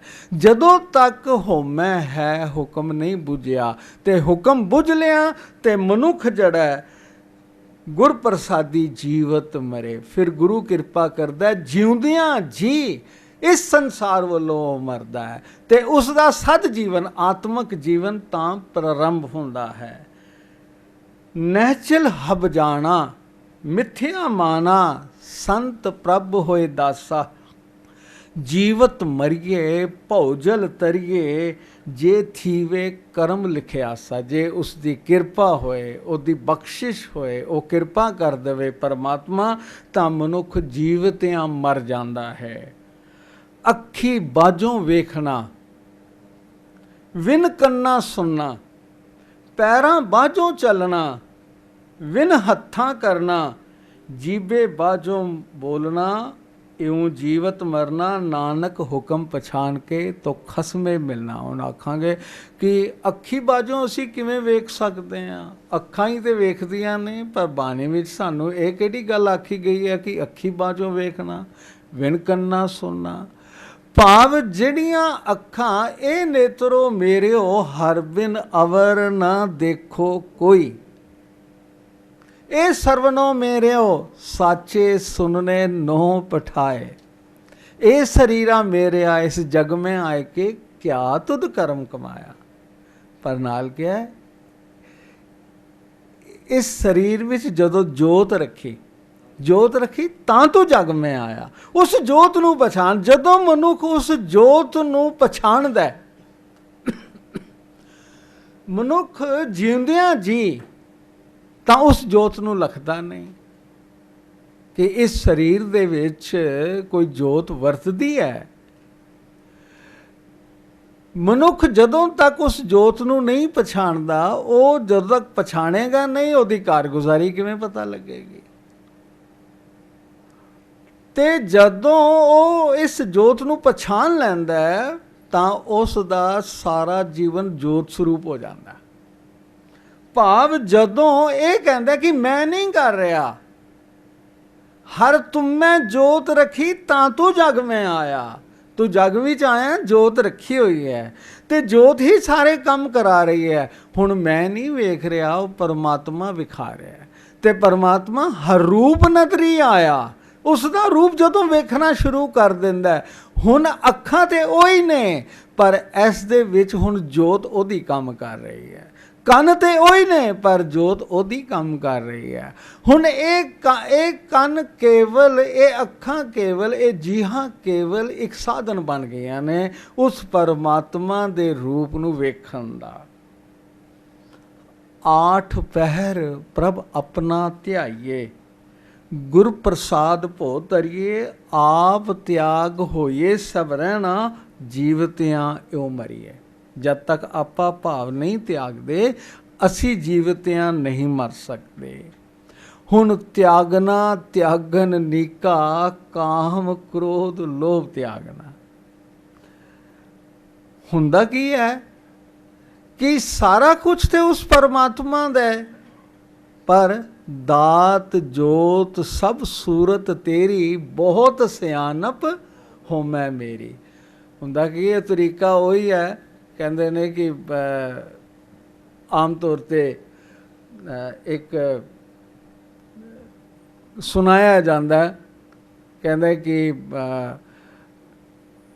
ਅਮਰੀਕਾ ਨੇ ਇੱਕ ਬੜੀ ਬਰੀਕ ਸੂਈ ਕੱਢੀ, ਦਿਖਾਇਆ ਕਿ ਦੇਖੋ ਅਸੀਂ ਬੜਾ ਕਮਾਲ ਦੀ ਚੀਜ਼ ਇਨਵੈਂਟ ਕੀਤੀ ਹੈ। ਰਸ਼ੀਆ ਨੇ ਵੀ ਆਪਣਾ ਦੱਸਿਆ ਕਿ ਅਸੀਂ ਵੀ ਬੜਾ ਕੁਝ ਸੋਹਣਾ ਤਿਆਰ ਕੀਤਾ। ਉਹਨਾਂ ਨੇ ਉਸ ਬਰੀਕ ਸੂਈ ਦੇ ਵਿੱਚ ਮੋਰੀ ਕਰਕੇ ਵੀ ਦਿਖਾ ਦਿੱਤੀ। ਕਹਿੰਦੇ ਹਿੰਦੁਸਤਾਨ ਕੋਲ ਆਏ, ਕਹਿੰਦੇ ਤੁਸੀਂ ਕੀ ਕੀਤਾ? ਕਹਿੰਦਾ ਅਸੀਂ ਵੀ ਦੱਸ ਦਿੰਦੇ ਹਾਂ ਅਸੀਂ ਕੀ ਕੀਤਾ। ਉਹ ਕਹਿੰਦਾ ਉਹਨਾਂ ਸੂਈ ਦੇ ਉੱਤੇ ਲਿਖਿਆ ਮੇਡ ਇਨ ਇੰਡੀਆ, ਭਾਵ ਆਪਣੀ ਮੋਹਰ ਲਾਤੀ। ਟੈਕਨੋਲੋਜੀ ਅਮਰੀਕਾ ਦੀ, ਰਸ਼ੀਆ ਦੀ, ਪਰ ਮੋਹਰ ਲਾਤੀ ਉਹ ਆਪਣੀ। ਕਹਿੰਦਾ ਇਵੇਂ ਹੀ ਮਨੁੱਖ ਕਰਦਾ ਹੈ। ਦਾਤ ਜੋਤ ਸਭ ਸੂਰਤ ਤੇਰੀ, ਪਰਮਾਤਮਾ ਦੀ ਦਾਤ ਹੈ, ਪਰਮਾਤਮਾ ਦੀ ਜੋਤ ਹੈ। ਹਉਮੈ ਦਾ ਠੱਪਾ ਅਸੀਂ ਲਾ ਦਿੰਦੇ ਹਾਂ ਕਿ ਸਭ ਕੁਝ ਮੇਰਾ। ਸੋ ਜਦ ਤੱਕ ਅਸੀਂ ਆਪਣਾ ਆਪਾ ਨਹੀਂ ਤਿਆਗਦੇ ਤਦ ਤੱਕ ਉਸ ਪਰਮਾਤਮਾ ਨੂੰ ਪਛਾਣ ਨਹੀਂ ਸਕਦੇ। ਤੇ ਉਸ ਦਾ ਇੱਕੋ ਇੱਕ ਤਰੀਕਾ ਹੈ, ਤਿਆਗ ਮਾਨ ਝੂਠ ਅਭਿਮਾਨ, ਜੀਵਤ ਮਰੋ ਦਰਗਹਿ ਪਰਵਾਨ। ਕਿ ਮੇਰਾ ਕੁਝ ਨਹੀਂ, ਮੇਰਾ ਮੁਝ ਮੈਂ ਕੁਛ ਨਹੀਂ, ਜੋ ਕਿਛ ਹੈ ਸੋ ਤੇਰਾ। ਤੇ ਜਦੋਂ ਮਨੁੱਖ ਇਹ ਕਰ ਲੈਂਦਾ ਹੈ ਤਾਂ ਫਿਰ ਦਰਗਾਹ ਦੇ ਵਿੱਚ ਪ੍ਰਵਾਨ ਹੁੰਦਾ ਹੈ। ਸ਼ਬਦ ਮਰੇ ਸੋ ਬੂਆ ਜਾਪੇ, ਸ਼ਬਦ ਦੇ ਰਾਹੀਂ ਹੀ ਜਦੋਂ ਤੱਕ ਮਨ ਦੇ ਉੱਤੇ ਮਨ ਰਾਮ ਕਸਵੱਟੀ ਲਾਇਆ, ਕਸਵੱਟੀ ਕਿਹੜੀ? ਸ਼ਬਦ ਦੀ। ਤੇ ਜਦੋਂ ਤੱਕ ਇਸ ਸ਼ਬਦ ਦੇ ਰਾਹੀਂ ਆਪਣੇ ਮਨ ਨੂੰ ਸਮਝਾਉਂਦੇ ਨਹੀਂ ਤਦ ਤੱਕ ਅਸੀਂ ਇਸ ਭਵਜਲ ਤੋਂ ਪਾਰ ਨਹੀਂ ਹੋ ਸਕਦੇ। ਸ਼ਬਦ ਮਰੇ ਸੋ ਮੂਆ ਜਾਪੇ, ਗੁਰ ਪ੍ਰਸਾਦੀ ਹਰ ਰਸ ਤਰਾਪੇ। ਹਮ ਪੂਛੋ ਆਪਣਾ ਸਤਿਗੁਰੂ, ਦਾਤਾ ਕਿਨ ਬਿਦ ਤਰੀਏ ਰਾਮ। ਸਤਿਗੁਰੂ ਨੂੰ ਪੁੱਛਿਆ ਕਿ ਇਸ ਜਗਤ ਤੋਂ ਤਰਨ ਦਾ ਤਰੀਕਾ ਕਿਹੜਾ ਹੈ? ਕੁਐਸਚਨ। ਹਮ ਪੂਛੋ ਆਪਣਾ ਸਤਿਗੁਰੂ, ਦਾਤਾ ਕਿਨ ਬਿਦ ਦੁੱਤਰ ਤਰੀਏ ਰਾਮ। ਇਸ ਦੁੱਤਰ ਸੰਸਾਰ ਨਾ ਤਰੇ ਜਾਣ ਵਾਲੇ ਸੰਸਾਰ ਤੋਂ ਕਿਵੇਂ ਤਰਿਆ ਜਾ ਸਕਦਾ ਹੈ?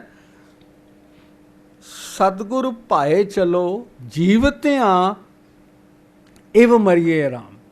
ਸਤਿਗੁਰੂ ਜਿਵੇਂ ਕਹਿੰਦਾ ਉਹਦੇ ਹੁਕਮ ਅਨੁਸਾਰ ਚੱਲੀਏ ਤਾਂ ਜੀਵਤਿਆਂ ਇਵ ਮਰੀਏ ਰਾਮ, ਜੀਵਤਿਆਂ ਮਰੀਏ ਭਵਜਲ ਤਰੀਏ, ਗੁਰਮੁਖ ਨਾਮ ਸਮਾਵੇ।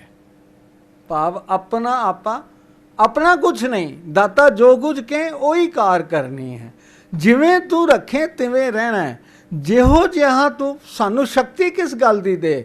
ਭਾਣਾ ਮੰਨਣ ਦੀ ਸ਼ਕਤੀ ਦੇ, ਭਾਣੇ ਵਿੱਚ ਰਾਜ਼ੀ ਰਹਿਣ ਦੀ ਸ਼ਕਤੀ ਦੇ, ਆਪਣਾ ਹੁਕਮ ਮਨਾਉਣ ਦੀ ਸ਼ਕਤੀ ਦੇ। ਕਿਉਂਕਿ ਹੁਕਮ ਵੀ ਉਹਨੇ ਹੀ ਮਨਾਉਣਾ, ਉਸੇ ਨੇ ਮਨਵਾ ਕੇ ਸਾਡੇ ਤੋਂ ਸੇਵਾ ਲੈਣੀ ਹੈ। ਤੇ ਦਾਤਾ ਆਪਣੀ ਸੇਵਾ ਦੇ ਵਿੱਚ ਲਾ ਲੈ। ਜੀਵਤ ਮਰੇ ਮਰੇ ਫੁਰ ਜੀਵੇ ਤੋਂ ਮੁਖੰਤਰ ਪਾਏ। ਮੁਕਤੀ ਵੀ ਤਾਂ ਹੀ ਮਿਲਣੀ ਹੈ ਜਦੋਂ ਮਨੁੱਖ ਜੀਵਤਿਆਂ ਇਉਂ ਮਰ ਜਾਂਦਾ ਹੈ। ਜੀਵਤ ਮਰੇ ਤਾਂ ਮੁਕਤ ਪਾਏ, ਸਾਚੇ ਨਾਏ ਸਮਾਇਆ। ਸੱਚੇ ਨਾਮ ਦੇ ਵਿੱਚ ਜਿਹੜਾ ਸਮਾਉਣਾ ਹੈ ਉਹ ਵੀ ਤਾਂ ਹੀ ਹੈ। ਜੀਵਤ ਮਰੇ ਮਰਨ ਸਵਾਰੇ। ਮਨੁੱਖ ਤਾਂ ਆਪਣਾ ਮਰਨਾ ਵੀ ਸਵਾਰ ਲੈਂਦਾ ਹੈ ਜਦੋਂ ਜੀਵਤਿਆਂ ਮਰ ਜਾਂਦਾ ਹੈ। ਇਹ ਕੇਵਲ ਉਹ ਨਹੀਂ ਹੈ ਕਿ ਇਸ ਸਰੀਰ ਦੀ ਮੌਤ ਆਣੀ ਹੈ ਤਾਂ ਮੌਤ ਹੈ। ਇਹ ਤਾਂ ਹੈ ਕਿ ਜਿਉਂਦਿਆਂ ਜੀ ਆਪਣੇ ਆਪ ਨੂੰ ਸਰੀਰ ਤੇ ਮਨ ਵੱਲੋਂ ਮਾਰ ਲੈਣਾ। ਜੀਵਤ ਮਰੇ ਤਾਂ ਸ਼ਬਦ ਵਿਚਾਰੇ, ਤਾਂ ਸੱਚ ਪਾਵੈ ਕੋਈ। ਤਾਂ ਹੀ ਸੱਚ ਨੂੰ ਪਾਇਆ ਜਾ ਸਕਦਾ ਹੈ।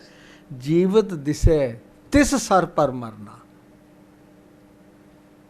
ਮੂਆ ਹੋਏ ਤਿਸ ਨਹਿਚਲ ਰਹਿਣਾ।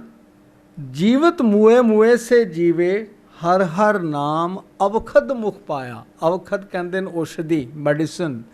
ਮੈਡੀਸਨ ਕਿਹੜੀ ਹੈ? ਹਰ ਹਰ। ਉਸ ਪਰਮਾਤਮਾ ਦਾ ਨਾਮ ਹਰ ਵੇਲੇ ਮੁਖ ਉੱਤੇ ਰਹਿਣਾ। ਗੁਰ ਸ਼ਬਦੀ ਰਸ ਅੰਮ੍ਰਿਤ ਪੀਵੈ। ਭਾਵ ਜੀਵਤ ਦਿਸੇ, ਜਿਉਂਦਿਆਂ ਤਾਂ ਹੈ ਪਰ ਉਸਨੇ ਆਪਣੇ ਆਪ ਤੋਂ ਇਸ ਸਰੀਰ ਦੇ ਮੋਹ ਨੂੰ ਤਿਆਗਿਆ, ਇਸ ਮਨ ਦੀਆਂ ਆਸਾਂ ਅੰਦੇਸ਼ਾਂ ਤੋਂ ਆਪਣੇ ਆਪ ਨੂੰ ਨਿਵਰਤ ਕਰ ਲਿਆ। ਉਹ ਨੈਚੁਰਲ ਹੋ ਗਿਆ। ਨੈਚੁਰਲ ਜਿਵੇਂ ਭਾਈ ਗੁਰਦਾਸ ਜੀ ਕਹਿੰਦੇ ਨੇ ਕਿ ਜਿਹੜੀ ਪਤੰਗ ਹੈ ਉਹ ਹਵਾ ਤੋਂ ਬਿਨਾਂ ਨਹੀਂ ਉੱਡ ਸਕਦੀ। ਤੁਹਾਡੇ ਕੋਲ ਪਤੰਗ ਵੀ ਹੋਵੇ, ਡੋਰੀ ਵੀ ਹੋਵੇ, ਪਰ ਜੇਕਰ ਹਵਾ ਨਾ ਚੱਲੇ ਤੇ ਪਤੰਗ ਥੱਲੇ ਆ ਜਾਂਦੀ ਹੈ। ਤਿਵੇਂ ਇਹ ਮਨ ਦਹਿ ਦਿਸ ਭੱਜਦਾ, ਸਾਰਿਆਂ ਪਾਸੇ ਭੱਜਦਾ, ਕਿਉਂਕਿ ਇਸ ਨੂੰ ਤ੍ਰਿਸ਼ਨਾਵਾਂ ਦੀ, ਆਸਾ ਦੀ, ਅੰਦੇਸ਼ਾ ਦੀ ਹਵਾ ਲੱਗੀ ਹੁੰਦੀ ਹੈ। ਤੇ ਇੱਕ ਖਿਆਲ ਸਾਡਾ ਆਸਾ ਅੰਦੇਸ਼ਾ ਦਾ ਆ ਜਾਏ, ਕਿੰਨੀ ਕਿੰਨੀ ਦੇਰ ਸਾਡਾ ਮਨ ਉਹਦੇ ਪਿੱਛੇ ਹੀ ਉਸੇ ਖਿਆਲ ਨੂੰ ਮੁੜ ਮੁੜ ਦੁਹਰਾਈ ਜਾਂਦਾ ਹੈ ਤੇ ਉਹ ਉਸੇ ਘੁੰਮਣ ਘੇਰੀ ਦੇ ਵਿੱਚ ਹੀ ਘੁੰਮਦਾ ਰਹਿੰਦਾ। ਪਰ ਜੇਕਰ ਸ਼ਬਦ ਦੇ ਵਿੱਚ ਟਿਕ ਜਾਏ ਤਾਂ ਨਿਹਚਲ ਹੋ ਜਾਂਦਾ ਹੈ, ਟਿਕ ਜਾਂਦਾ ਹੈ। ਫਿਰ ਇਸ ਦੀ ਆਸ-ਪਾਸ ਫਿਰ ਇਹ ਉੱਡਦਾ ਨਹੀਂ, ਫਿਰ ਇਹ ਭੱਜਦਾ ਨਹੀਂ। ਮਰਨ ਨਾ ਮੰਦਾ ਲੋਕਾਂ ਆਖੀਏ, ਜੇ ਮਰ ਜਾਣੇ ਐਸਾ ਕੋਏ। ਸੇਵੋ ਸਾਹਿਬ ਸਮਰਥ ਆਪਣਾ, ਪੰਥ ਸੁਹੇਲਾ ਆਗੇ ਹੋਏ ਤੇ ਮਰਨ ਮਨਸਾ ਸੂਰਿਆਂ ਹੱਕ ਹੈ। ਇਹ ਸੂਰਮਿਆਂ ਦਾ ਕੰਮ ਹੈ, ਇਹ ਹਾਈ ਮਾਈ ਹਰ ਵਿਅਕਤੀ ਦਾ ਕੰਮ ਨਹੀਂ ਹੈ।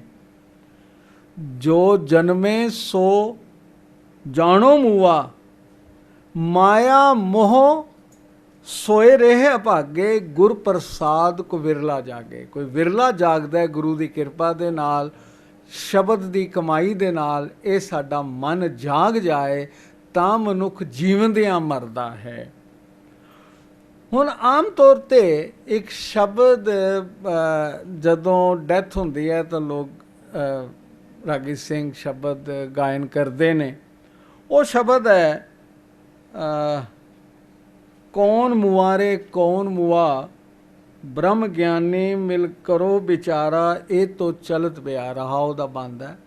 ਪਰ ਇਸ ਵਿੱਚ ਸਾਰੀ ਗੱਲ ਜੀਵਦਿਆਂ ਮਰਨ ਦੀ ਕੀਤੀ ਗਈ ਹੈ ਕਿ ਪਵਨੇ ਮੈਂ ਪਵਨ ਸਮਾਇਆ, ਜੋਤੀ ਮੈਂ ਜੋਤ ਰਲ ਜਾਇਆ, ਮਾਟੀ ਮਾਟੀ ਹੋਈ ਏਕ, ਰੋਵਨ ਹਾਰੇ ਕੀ ਕਵਨ ਟੇਕ, ਕੌਣ ਮੁਆ ਰੇ ਕੌਣ ਮੁਆ, ਬ੍ਰਹਮ ਗਿਆਨੀ ਮਿਲ ਕਰੋ ਵਿਚਾਰਾ, ਇਹ ਤੋਂ ਚਲਤ ਭਿਆ, ਇਹ ਤੋਂ ਰਚਨ ਰਚਿਆ ਕਰਤਾਰ, ਆਵਤ ਜਾਵਤ ਹੁਕਮ ਅਪਾਰ, ਨਹਿ ਕੋ ਮੁਆ ਨ ਮਰਨੇ ਜੋਗ, ਨ ਬਿਨ ਸੇ ਅਵਨਾਸੀ ਹੋ। ਇਹ ਕਿਹੜੀ ਵਸਤ ਹੈ ਜੋ ਥਿਰ ਹੈ? ਉਹ ਤਾਂ ਅੰਦਰਲੀ ਜੋਤ ਹੈ ਤੇ ਬਾਕੀ ਸਭ ਕੁਝ ਤਾਂ ਬਿਨਸਨਹਾਰ ਹੈ। ਸਾਡਾ ਸੈਂਟਰ, ਸਾਡਾ ਫੋਕਸ ਜੀਵਨ ਦੇ ਵਿੱਚ ਜੋਤ ਹੋਣਾ ਚਾਹੀਦਾ। ਹੁਣ ਜੋਤ ਬਿਨਾਂ ਜਗਦੀਸ਼ ਕੀ ਜਗਤ ਉਲੰਥੇ ਜਾਏ। ਹੁਣ ਅਸੀਂ ਆਮ ਤੌਰ 'ਤੇ ਜਿਉਂਦਿਆਂ ਜੀ ਆਪਣੇ ਜੀਵਨ ਦੇ ਵਿੱਚ ਇਸ ਜੋਤ ਬਾਰੇ, ਇਹ ਜਿਹੜੀ ਅੰਦਰ ਸਾਡੇ ਇਸ ਸਾਰੇ ਸਰੀਰ ਨੂੰ ਚਲਾ ਰਹੀ ਹੈ, ਸਾਡੇ ਮਨ ਨੂੰ ਚਲਾ ਰਹੀ ਹੈ, ਅਸੀਂ ਜਿਸ ਵਾਸਤੇ ਇਸ ਸੰਸਾਰ ਵਿੱਚ ਆਏ ਹਾਂ, ਅਸੀਂ ਉਸ ਪ੍ਰਤੀ ਅਨਕੌਂਸ਼ੀਅਸ ਰਹਿੰਦੇ ਹਾਂ, ਚੇਤਨ ਨਹੀਂ ਹੁੰਦੇ, ਉਸ ਨੂੰ ਖੋਜਣ ਦੀ ਕੋਸ਼ਿਸ਼ ਨਹੀਂ ਕਰਦੇ। ਪਰ ਜੇਕਰ ਉਸ ਨੂੰ ਅਸੀਂ ਖੋਜਣ ਦੀ ਕੋਸ਼ਿਸ਼ ਕਰੀਏ, ਜਿਵੇਂ ਕਿਹਾ ਜਾਂਦਾ ਹੈ ਕਿ ਮਨ ਤੂੰ ਜੋਤ ਸਰੂਪ ਹੈ, ਆਪਣਾ ਮੂਲ ਪਛਾਨ, ਮਨ ਹਰ ਜੀ ਤੇਰੇ ਨਾਲ ਹੈ, ਗੁਰ ਸ਼ਬਦੀ ਰੰਗਮਾਨ।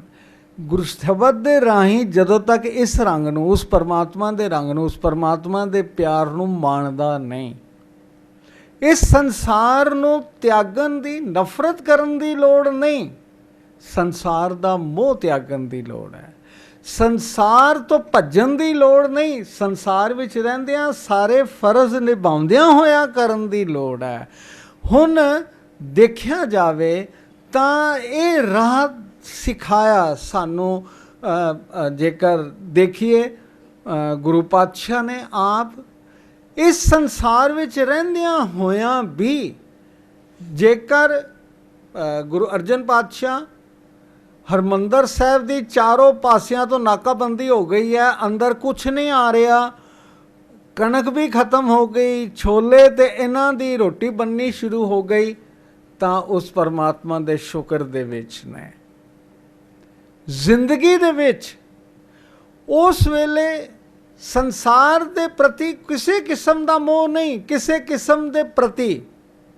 ਲੋਕ ਜੇਕਰ ਕਹਿੰਦੇ ਨੇ ਬਈ ਵੱਡਾ ਹੀ ਭਰਾ ਸੀ ਨਾ ਜਿਹਨੇ ਨਾਕਾਬੰਦੀ ਕਰ ਲਈ, ਪਰ ਕਿਸੇ ਦੇ ਵਿਰੋਧ ਦੇ ਵਿੱਚ ਕੁਝ ਨਹੀਂ ਆਖਿਆ। ਬਈ ਫਿਰ ਕੀ ਹੋਇਆ, ਭਰਾ ਹੀ ਤਾਂ ਹੈ, ਜੇਕਰ ਉਸਨੇ ਲੈ ਲਿਆ ਤਾਂ।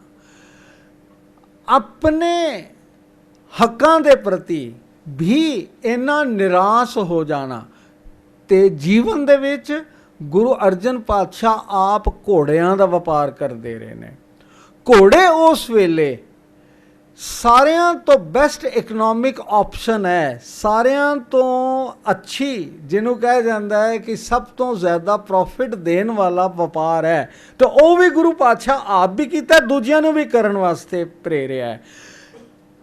ਦੌਲਤਾਂ ਦੇ ਅੰਬਾਰ ਨੇ, ਪਰ ਦੌਲਤ ਨਾਲ ਜ਼ਰਾ ਜਿੰਨਾ ਮੋਹ ਨਹੀਂ ਹੈ। ਭਾਵ ਜਿਉਂਦਿਆਂ ਜੀ ਮੋਹ ਨੂੰ ਤਿਆਗਣਾ, ਜਿਉਂਦਿਆਂ ਜੀ ਸਾਰਾ ਕੁਝ ਹੁੰਦਿਆਂ ਹੋਇਆ ਉਸ ਤੋਂ ਬੇਲਾਗ ਰਹਿਣਾ, ਇਹ ਪਾਤਸ਼ਾਹ ਨੇ ਜਿਹੜਾ ਰਸਤਾ ਦੱਸਿਆ, ਇਹ ਤਰੀਕਾ ਸੀ। ਉਸ ਤੋਂ ਬਾਅਦ ਜੇਕਰ ਸਿੱਖਾਂ ਨੇ ਜੇਕਰ ਰਾਜ ਵੀ ਲਿਆ ਤਾਂ ਰਾਜ ਦੇ ਪ੍ਰਤੀ ਇਹੋ ਜਿਹਾ ਮੋਹ ਨਹੀਂ ਰੱਖਿਆ। ਹੁਣ ਮਹਾਰਾਜਾ ਰਣਜੀਤ ਸਿੰਘ ਨੂੰ ਵੀ ਲੈ ਲਈਏ, ਇੰਨਾ ਹੋਣ ਦੇ ਬਾਵਜੂਦ ਵੀ ਆਪਣੇ ਆਪ ਨੂੰ ਸਿੰਪਲ, ਆਪਣੇ ਆਪ ਨੂੰ ਖਾਲਸਾ, ਇਹ ਵੀ ਨਹੀਂ ਕਿ ਮੈਨੂੰ ਕੋਈ ਬਾਦਸ਼ਾਹ ਆਖੇ ਜਾਂ ਮੈਨੂੰ ਕੋਈ ਸ਼ਹਿਨਸ਼ਾਹ ਆਖੇ, ਆਪਣੇ ਆਪ ਨੂੰ ਮੈਂ ਤਾਂ ਖਾਲਸੇ ਦਾ ਸੇਵਕ ਹਾਂ, ਮੈਂ ਤਾਂ ਗੁਰੂ ਗੋਬਿੰਦ ਸਿੰਘ ਜੀ ਦਾ ਰਣਜੀਤ ਨਗਾਰਾ ਹਾਂ। ਭਾਵ ਮੈਨੂੰ ਜਿਹੜੀ ਸੇਵਾ ਸੌਂਪੀ ਗਈ ਹੈ, ਆਪਣੇ ਮਨ ਦੇ ਵਿੱਚ ਇੰਨੀ ਨਿਰਮਾਨਤਾ ਰੱਖਣ ਵਾਲੀ ਜਿਹੜੀ ਗੱਲ ਕੀਤੀ ਹੈ, ਉਹ ਗੁਰੂ ਪਾਤਸ਼ਾਹ ਨੇ ਆਪ ਸਿਖਾਈ, ਅੱਗੋਂ ਸਿੱਖਾਂ ਨੇ ਸਿੱਖੀ। ਭਾਵ ਗੁਰੂ ਪਾਤਸ਼ਾਹ ਨੇ ਜਿਹੜਾ ਰਾਹ ਦੱਸਿਆ ਉਹ ਨਾਮ ਮਾਰਗ ਹੈ। ਨਾਮ ਮਾਰਗ ਦੇ ਅੰਦਰ ਉਸ ਪਰਮਾਤਮਾ ਨੂੰ ਹਰ ਵੇਲੇ ਯਾਦ ਰੱਖਣਾ, ਹਰਦਮ ਯਾਦ ਰੱਖਣਾ, ਉਹਨੂੰ ਭੁਲਾਣਾ ਨਹੀਂ।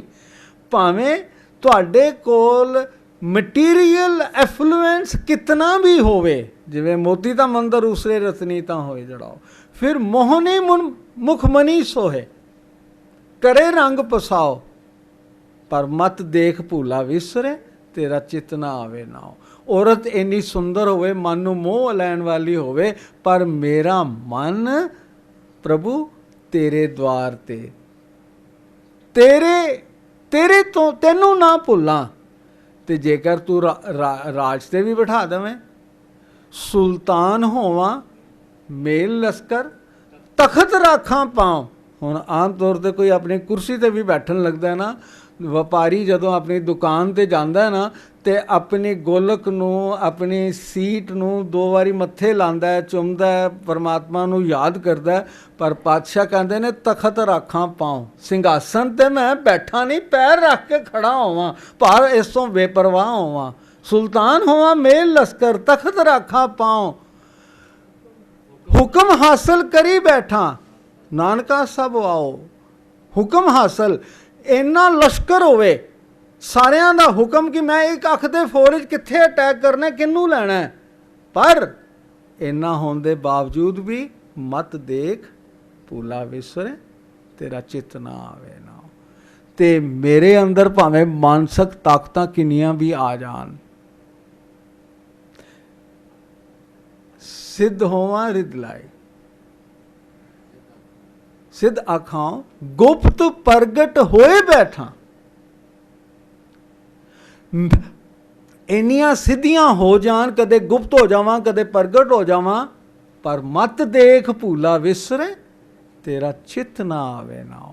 ਭਾਵ ਨਾਮ ਮਾਰਗ ਦੇ ਅੰਦਰ ਤੇਰੇ ਅੰਦਰ ਕਿੰਨੀਆਂ ਵੀ ਤਾਕਤਾਂ ਆ ਜਾਣ, ਦੁਨਿਆਵੀ ਤਾਕਤਾਂ ਆ ਜਾਣ, ਮਟੀਰੀਅਲ ਐਫਲੂਐਂਸ ਆ ਜਾਏ, ਤੈਨੂੰ ਰਾਜ ਸ਼ਕਤੀ, ਪੋਲੀਟੀਕਲ ਇਕਨੋਮਿਕ ਪਾਵਰ ਵੀ ਐਕਸਲੈਂਟ ਮਿਲ ਜਾਏ, ਪਰ ਇਸ ਦੇ ਬਾਵਜੂਦ ਪਰਮਾਤਮਾ ਤੈਨੂੰ ਨਾ ਭੁੱਲਾਂ। ਸਭ ਤੋਂ ਵੱਡੀ ਦਾਤ ਤਾਂ ਇਹ ਹੈ, ਇਸ ਸੰਸਾਰ ਵਿੱਚ ਰਹਿੰਦਿਆਂ ਹੋਇਆਂ ਤੂੰ ਮੈਨੂੰ ਵਿਸਾਰੀ ਨਾ। ਇਹ ਸਾਰਿਆਂ ਤੋਂ ਵੱਡੀ ਦਾਤ, ਇਹ ਮੇਰਾ ਇਸ ਜ਼ਿੰਦਗੀ ਦਾ ਏਮ, ਇਹ ਮੈਨੂੰ ਸਿਖਾਏਗਾ ਕਿ ਮੈਂ ਜੀਵਤਿਆਂ ਕਿਵੇਂ ਮਰਨਾ।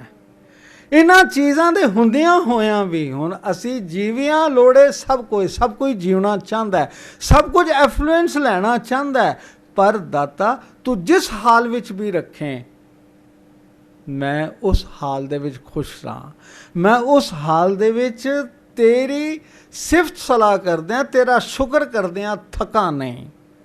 ਹਰ ਵੇਲੇ ਤੇਰਾ ਸ਼ੁਕਰ ਕਰਦਾ ਰਹਾਂ।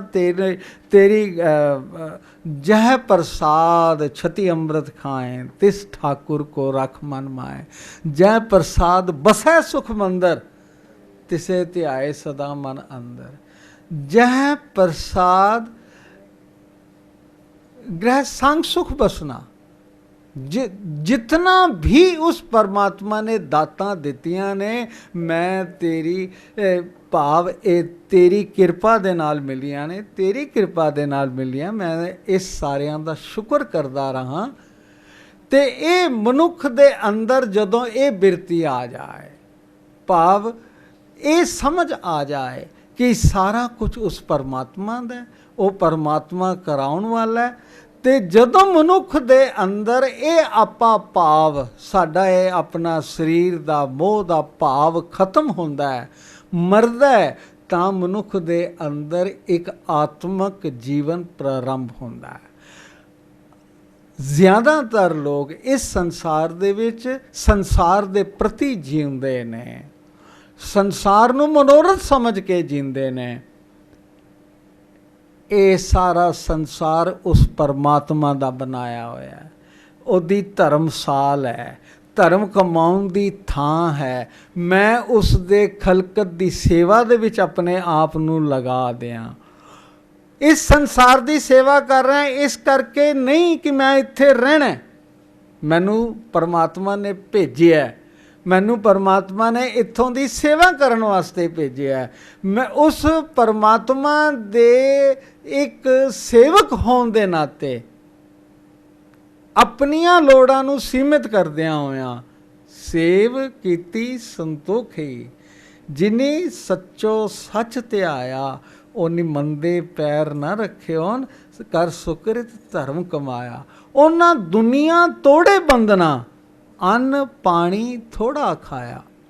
ਜੌਨ ਡੀਵੀ ਅਮਰੀਕਨ ਪ੍ਰੈਗਮੈਟਿਕ ਫਿਲਾਸਫਰ ਹੋਇਆ, ਪ੍ਰੈਗਮੈਟਿਜ਼ਮ ਜਿਸ ਨੇ ਫਿਲਾਸਫੀ ਦਿੱਤੀ, ਉਹਨੇ ਇੱਕ ਜਗ੍ਹਾ ਲਿਖਿਆ ਹੈ, ਕਹਿੰਦਾ ਹੈ ਕਿ ਪਸ਼ੂ ਵੀ ਖਾ ਪੀ ਕੇ ਰੱਜ ਕੇ ਸੋ ਜਾਂਦੇ ਨੇ। ਕਹਿੰਦਾ ਜਿਹੜਾ ਮਨੁੱਖ ਸੈਟਿਸਫਾਈਡ ਹੈ ਉਹ ਮਨੁੱਖ ਨਹੀਂ ਹੈ, ਪਸ਼ੂ ਹੈ। ਜਿਹੜਾ ਰੱਜ ਕੇ ਖਾ ਪੀ ਕੇ ਸੌਂ ਗਿਆ, ਕਹਿੰਦਾ ਉਹ ਪਸ਼ੂ ਸਮਾਨ ਹੈ। ਕਹਿੰਦਾ ਮਨੁੱਖ ਦੀ ਫਿਤਰਤ ਹੈ ਕਿ ਉਹ ਅਨਸੈਟਿਸਫਾਈਡ ਰਹਿੰਦਾ। ਅਨਸੈਟਿਸਫੈਕਸ਼ਨ ਦੇ ਵਿੱਚ ਜੀਣਾ ਕਹਿੰਦਾ ਇੱਕ ਉੱਚ ਜੀਵਨ ਹੈ। ਤੁਸੀਂ ਅਨਸੈਟਿਸਫੈਕਸ਼ਨ ਦੇ ਵਿੱਚ ਜੀਓਗੇ, ਕੁਝ ਕਰੋਗੇ। ਅਲਪ ਆਹਾਰ ਸੁਲਭ ਸੀ ਨਿੰਦਰਾ, ਜਿਨੇ ਥੋੜਾ ਸਮੇਂ ਥੋੜਾ ਹੀ ਖਾਵੇ, ਓਨਾ ਖਾਵੇ ਜਿੰਨਾ ਜ਼ਰੂਰਤ ਹੈ, ਉਹਨਾਂ ਜਿੰਨਾ ਪੇਟ ਭਰ ਕੇ ਖਾ ਲਿਆ ਤੇ ਪਸ਼ੂ ਸਮਾਨ ਹੋ ਗਏ। ਤੇ ਜੇਕਰ ਕੁਝ ਭੁੱਖ ਰੱਖ ਕੇ ਖਾ ਲਿਆ, ਜਿੰਨਾ ਸੋਣਾ ਉਹਨਾਂ ਨਾ ਸੋਵੇ, ਕੁਝ ਘੱਟ ਸੌ ਜਾਏ ਤੇ ਅੰਮ੍ਰਿਤ ਵੇਲਾ ਤਾਂ ਹੀ ਤੇ ਸੰਭਾਲਿਆ ਜਾਏਗਾ ਨਾ। ਤੋ ਜੌਨ ਡੀਵੀ ਜਦੋਂ ਅਨਸੈਟਿਸਫੈਕਸ਼ਨ ਦੀ ਗੱਲ ਕਰਦਾ ਹੈ ਕਿ ਹਿਊਮਨ ਦੀ ਇੱਕ ਕਰੈਕਟਰ ਹੈ, ਹਿਊਮੈਨਿਟੀ ਦਾ ਇੱਕ ਕਰੈਕਟਰ ਹੈ ਕਿ ਤੁਸੀਂ ਅਨਸੈਟਿਸਫਾਈਡ ਰਹਿੰਦੇ ਹੋ, ਤੇ ਅਨਸੈਟਿਸਫਾਈਡ ਰਹਿੰਦੇ ਹੋ ਤੇ ਤੁਹਾਡੇ ਅੰਦਰ ਕੁਝ ਕਰਨ ਦੀ ਪ੍ਰੇਰਨਾ ਹੁੰਦੀ ਹੈ। ਤਾਂ ਬਾਣੀ ਤਾਂ ਇਸ ਗੱਲ ਨੂੰ ਕਹਿੰਦੀ ਹੈ ਕਿ ਅੰਨ ਪਾਣੀ ਥੋੜਾ ਖਾਇਆ, ਤੂੰ ਬਖਸ਼ੀਸ਼ੀ ਅਗਲਾ ਨਿਤ ਦੇਵੇ ਚੜੇ ਸਵਾਇਆ, ਵਡਿਆਈ ਵੱਡਾ ਪਾਇਆ। ਉਸ ਵੱਡੇ ਦੀਆਂ ਵਡਿਆਈਆਂ ਦੇ ਨਾਲ ਹੀ ਉਸ ਵੱਡੇ ਨੂੰ ਪਾਇਆ ਜਾ ਸਕਦਾ ਹੈ। ਉਸ ਦੇ ਪਾਉਣ ਦਾ ਤਰੀਕਾ ਇੱਕੋ ਹੀ ਹੈ ਕਿ ਜਿੰਨਾ ਤੈਨੂੰ ਮਿਲਿਆ ਉਸ ਦੇ ਵਿੱਚ ਕੰਟੈਂਟਿਡ ਰਹਿ, ਉਹਦੇ ਵਿੱਚ ਸੰਤੋਖ ਤੇਰੇ ਮਨ ਦੇ ਵਿੱਚ ਰਹੇਗਾ, ਤਾਂ ਤੇਰਾ ਜਿਹੜਾ ਸਦ ਜੀਵਨ ਹੈ ਉਹ ਸ਼ੁਰੂ ਹੋਏਗਾ। ਸਦ ਜੀਵਨ ਉਦੋਂ ਹੀ ਹੈ ਜਦੋਂ ਮਨੁੱਖ ਜਿਉਂਦਿਆਂ ਜੀ ਇਸ ਸਰੀਰ ਤੇ ਮਨ ਦੀਆਂ ਲੋੜਾਂ ਤੋਂ ਮਰਦਾ, ਉਹਨਾਂ ਨੂੰ ਰਹਿੰਦਾ, ਤੇ ਆਤਮਿਕ ਜੀਵਨ ਦੇ ਪਲ ਉੱਤੇ ਜਦੋਂ ਜੀਣਾ ਸ਼ੁਰੂ ਕਰਦਾ ਤਾਂ ਉਹ ਜੀਵਤ ਮਰੇ ਫੁਨ ਜੀਵੇ ਦੀ ਗੱਲ ਪ੍ਰਾਰੰਭ ਹੁੰਦੀ ਹੈ। ਇਹਨਾਂ ਅੱਖਰਾਂ ਦੇ ਨਾਲ ਵਿਚਾਰਾਂ ਕਰਦਿਆਂ ਹੋਈਆਂ ਤਰੁੱਟੀਆਂ ਭੁੱਲਾਂ ਦੀ ਖਿਮਾ। ਵਾਹਿਗੁਰੂ ਜੀ ਕਾ ਖਾਲਸਾ, ਵਾਹਿਗੁਰੂ ਜੀ ਕੀ। ਧੰਨਵਾਦ ਸਰ। ਜੀਵਤ ਵਰੋਂ ਮਰੋ ਫਿਨ ਜੀਵੋ। ਬੁੱਧਿਜ਼ਮ ਦੇ ਵਿੱਚ ਇੱਕ ਇੰਸਟੈਂਸ ਆਉਂਦਾ ਹੈ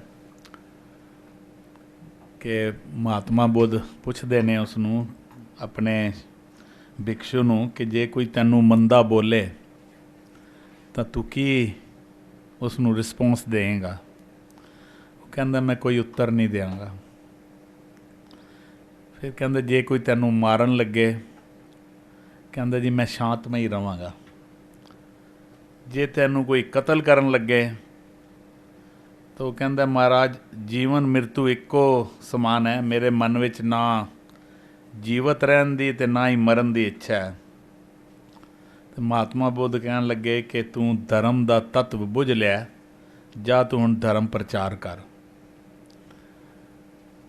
ਇੱਥੇ ਕਹਿਣਾ ਹੋਏ ਚਾਹੁੰਦੇ ਨੇ ਕਿ ਜਿਸ ਨੇ ਮੌਤ ਨੂੰ ਔਰ ਜੀਵਨ ਨੂੰ ਸਹੀ ਢੰਗ ਨਾਲ ਸਮਝ ਲਿਆ ਹੋਵੇ, ਉਹ ਬੰਦਾ ਜਿਹੜਾ ਹੈ ਉਹ ਧਰਮ ਦਾ ਪ੍ਰਚਾਰ ਕਰਨ ਦੀ ਮਤਲਬ ਪ੍ਰੀਸਟ ਬਣ ਸਕਦਾ ਹੈ, ਜਾਂ ਉਹ ਮਿਸ਼ਨਰੀ ਬਣ ਸਕਦਾ ਹੈ। ਸਰ ਨੇ ਗੁਰਬਾਣੀ ਦੀ ਇੱਕ ਬੜੀ ਖੂਬਸੂਰਤ ਲਾਈਨ ਕਹੀ ਸੀ, ਅੱਖੀ ਬਾਝੋਂ ਵੇਖਣਾ ਵਿਨ ਕੰਨਾਂ ਸੁਣਨਾ, ਪੈਰਾਂ ਬਾਝੋਂ ਚੱਲਣਾ ਵਿਨ ਹੱਥਾਂ ਕਰਨਾ, ਜੀਭੇ ਬਾਝੋਂ ਬੋਲਣਾ ਇਉਂ ਜੀਵਤ ਮਰਨਾ, ਨਾਨਕ ਹੁਕਮ ਪਛਾਨ ਕੋ ਤੋ ਖਸਮੇ ਮਿਲਣਾ। ਕਿਹੜੀ ਇੱਕ ਲੈਂਗੁਏਜ ਹੈ, ਭਾਸ਼ਾ ਹੈ ਜਿਹੜੀ ਇੱਕ ਡੀਫ ਨਾ ਸੁਣਨ ਵਾਲਾ ਜਿਹੜਾ ਬੋਲਾ ਹੈ ਜਾਂ ਬਲਾਈਂਡ ਮੈਨ ਉਸ ਭਾਸ਼ਾ ਨੂੰ ਸੁਣ ਸਕਦਾ ਹੈ, ਸਮਝ ਸਕਦਾ ਹੈ। ਇਸ ਸ਼ਬਦ ਦੇ ਪਿੱਛੇ ਜਿਹੜਾ ਬਿਹਾਈਂਡ ਦੀ ਲਾਈਨ ਮੈਨੂੰ ਲੱਗ ਰਿਹਾ ਸੀ ਉਹ ਹੈ ਉਹ ਕਾਈਂਡਨੈਸ ਦੀ ਭਾਸ਼ਾ, ਪ੍ਰੇਮ ਦੀ ਭਾਸ਼ਾ। ਜਿਸ ਨੂੰ ਕਾਈਂਡਨੈਸ ਔਰ ਪ੍ਰੇਮ ਦੀ ਭਾਸ਼ਾ ਜਿਹੜਾ ਸਮਝ ਸਕੇ ਔਰ ਸਮਝਾ ਸਕੇ, ਮੈਨੂੰ ਲੱਗਦਾ ਜੀਵਤ ਮਰੋ ਉਹ ਹੀ ਹੈ। ਬੜੀ ਖੂਬਸੂਰਤ ਲਾਈਨ ਹੈ ਨਾ ਕਿ ਜਿਸ ਨੇ ਜੀਵਤ ਮਰੋ ਸਮਝ ਲਿਆ ਹੋਵੇ ਨਾ, तो फिर वो कह सकता है कि यह ज़िंदगी तुम यहीं कहीं रहना, मैं ज़रा ज़माना बदल के आता हूँ। ये वो कह सकता है। तो खुद नूं खुद अंदरों गवा के खलकत दा साह बन के रहना जीवत मरो है। इस गल नूं समझना कि खलकत दा साह बन के रहना,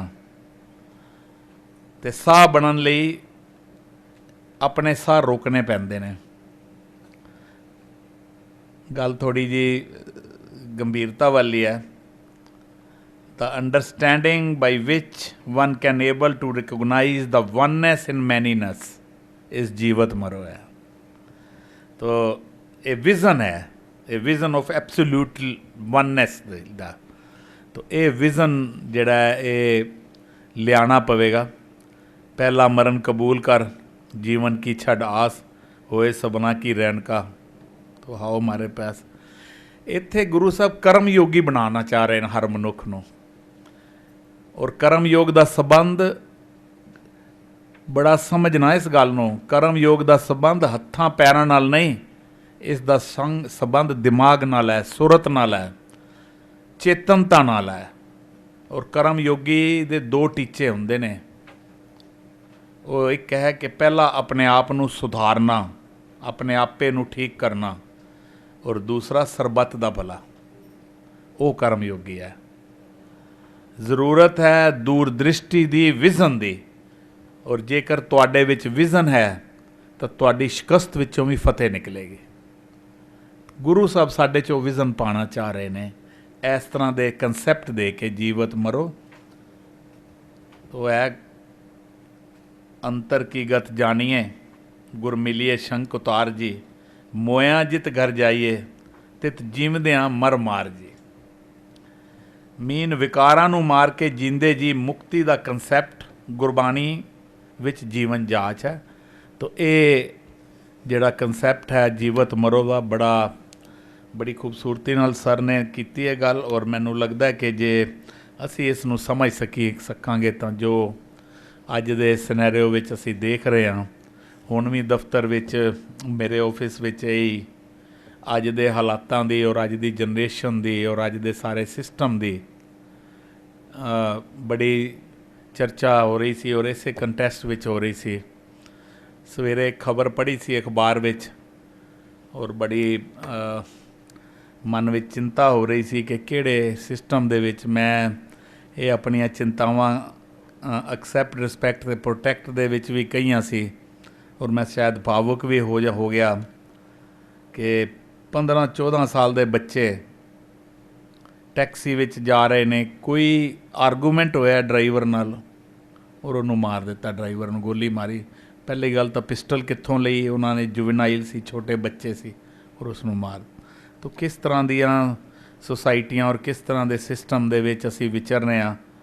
बड़ा ज़रूरी है कि ये जिहड़ी स्पिरिचुअलिटी है, गुरबाणी है, जो सानू रस्ता दिखा रही है एक आइडियल जीवन का। असी बदकिस्मती है कि असी सारे किसी ना किसी तरीके उस तो दूर हाँ। साडी जनरेशन तो बहुत दूर है। मैनू लगता है कि इहो जिहे कंसैप्ट असी पहले समझिए और फिर अपनी जनरेशन च पाइए, ताकि यह जिहड़ियां खबरां असी पढ़ सुन के परेशान हो जाते हैं।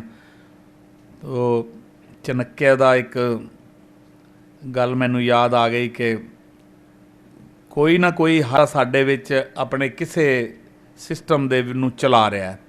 ਜੇ ਮੇਰੀਆਂ ਭੈਣਾਂ ਬੈਠੀਆਂ ਨੇ ਉਹ ਆਪਣਾ ਘਰ ਚਲਾ ਰਹੇ ਨੇ, ਮੇਰੇ ਵੀਰ ਜਿਹੜੇ ਬੈਠੇ ਨੇ ਉਹ ਕੋਈ ਰੁਜ਼ਗਾਰ ਕਰਕੇ ਚਲਾ ਰਹੇ ਨੇ। ਤੇ ਜੇ ਕੰਮ ਕਰਦੇ ਤੁਹਾਡੇ ਦਿਮਾਗ ਵਿੱਚ ਕੋਈ ਟੈਨਸ਼ਨ ਹੈ, ਤੁਹਾਡੇ ਦਿਮਾਗ ਵਿੱਚ ਕੋਈ ਪ੍ਰੋਬਲਮ ਆਏਗੀ, ਉਹ ਕੰਮ ਕਦੀ ਸਹੀ ਹੋ ਹੀ ਨਹੀਂ ਸਕੇਗਾ। ਪਰ ਅਸੀਂ ਤਾਂ ਸਵੇਰੇ ਉੱਠ ਕੇ ਜਦੋਂ ਅਖਬਾਰਾਂ ਚੱਕਦੇ ਹਾਂ, ਟੀਵੀ ਦੀਆਂ ਖਬਰਾਂ ਸੁਣਦੇ ਹਾਂ, ਤੇ ਉਸੇ ਟਾਈਮ ਹੀ ਐਸੀਆਂ ਖਬਰਾਂ ਪੜ੍ਹ ਲੈਂਦੇ ਹਾਂ ਕਿ ਸਾਰਾ ਦਿਨ, ਔਰ ਉਹਦਾ ਅਸਰ ਜਿਹੜਾ ਮੈਨੇਜਮੈਂਟ ਕਰਨ ਵਾਲਾ ਉਸ 'ਤੇ ਬਹੁਤ ਹੁੰਦਾ। ਉਹਦਾ ਅਸਰ ਫਿਰ ਇੱਕ ਕਹਿੰਦੇ ਨਾ, ਚਣੱਕਿਆ ਨੇ ਜਿਹੜੀ ਮੈਂ ਗੱਲ ਸ਼ੁਰੂ ਕੀਤੀ, ਚਣੱਕਿਆ ਕਹਿੰਦਾ ਕਿ ਰਾਜਾ ਜੋ ਕਰ ਰਿਹਾ ਉਹਨੂੰ ਟੋਕੋ ਨਾ। ਉਹਦੇ ਪਿੱਛੇ ਗੱਲ ਇਹੀ ਸੀ ਕਿ ਜੇ ਟੋਕਣ ਨਾਲ ਉਸ ਨੂੰ ਕ੍ਰੋਧ ਆ ਗਿਆ, ਤਾਂ ਉਸ ਦੇ ਇੱਕ ਕ੍ਰੋਧ ਨਾਲ ਰਾਜੇ ਦੇ ਪੂਰੀ ਖਲਕਤ ਦੇ ਵਿੱਚ ਉਹਦਾ ਅਸਰ ਪੈ ਜਾਏਗਾ। ਉਹਦੇ ਇੱਕ ਡਿਸੀਜ਼ਨ ਨਾਲ ਕੋਈ ਵੀ ਜੋ ਹੈ ਪੂਰੇ ਉਹਦੇ ਰਾਜ ਦੇ ਵਿੱਚ ਕੋਈ ਨਾ ਕੋਈ ਪ੍ਰੋਬਲਮ ਪੈਦਾ ਹੋ ਜਾਏਗੀ। ਲੋਕਾਂ ਵਿੱਚ ਜਿਹੜੀ ਹੈ ਉਹ ਜ਼ਹਿਰਾਂ ਪੈ ਜਾਣਗੀਆਂ ਕਿ ਉਸ ਨੂੰ ਕ੍ਰੋਧ ਆ ਗਿਆ, ਕੋਈ ਐਸਾ ਫੈਸਲਾ ਕਰ ਦੇ ਕਿ ਉਹਦੇ ਉੱਤੇ ਅਸਰ ਹੋ ਜਾਏ। ਤਾਂ ਇਹ ਮੈਨੂੰ ਲੱਗਦਾ ਕਿ ਜਦ ਤੱਕ ਅਸੀਂ ਆਪਣੇ ਮਨ ਮਾਰੇ ਜੀਵਤ ਮਰ ਜਾਣ ਵਾਲੀ ਗੱਲ ਨੂੰ ਨਹੀਂ ਸਮਝਾਂਗੇ, ਔਰ ਤਾਂ ਹੀ ਸਮਝਾਂਗੇ ਜੇ ਅਸੀਂ ਗੁਰਬਾਣੀ ਦੇ ਨੂੰ ਪੜ੍ਹਾਂਗੇ ਅਤੇ ਉਹਨੂੰ ਸਮਝਾਂਗੇ ਜੀ।